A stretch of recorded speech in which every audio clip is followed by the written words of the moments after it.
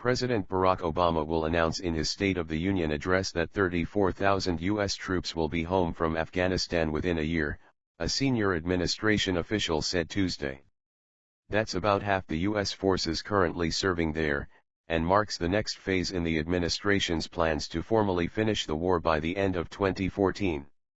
The U.S. now has 66,000 troops in Afghanistan, down from a peak of about 100,000 as recently as 2010.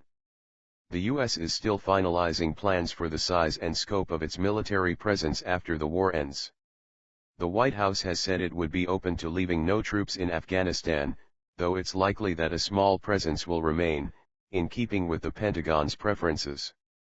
Obama won't announce troop numbers beyond 2014 in Tuesday's speech and has not yet made that decision, said the official, who requested anonymity in order to discuss the troop drawdown ahead of the president. Obama discussed the next phases of the drawdown with Afghan President Hamid Karzai during a day-long meeting in Washington last month, the first meeting between the two leaders since Obama's re-election. The two leaders agreed to accelerate their timetable for putting Afghan forces in the lead combat role nationwide, moving that transition up from the summer to the spring. Obama will announce the troop drawdown and the future of the U.S. role in Afghanistan during a joint session of Congress that is otherwise expected to be dominated by the economy and other domestic issues. Foreign policy has intruded in recent days, however, and the White House quickly condemned North Korea early Tuesday for its nuclear launch hours before Obama's address.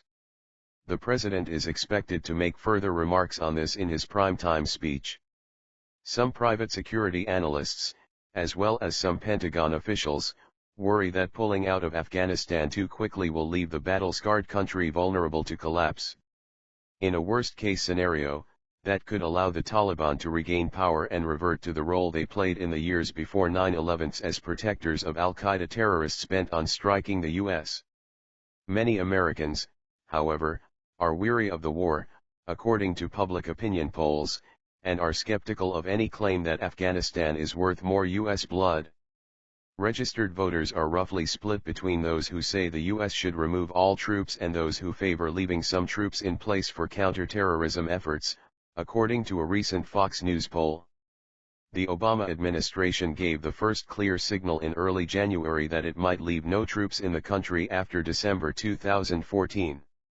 Administration officials have said they are considering a range of options for a residual U.S. troop presence of as few as 3,000 and as many as 15,000, with the number linked to a specific set of military-related missions like hunting down terrorists.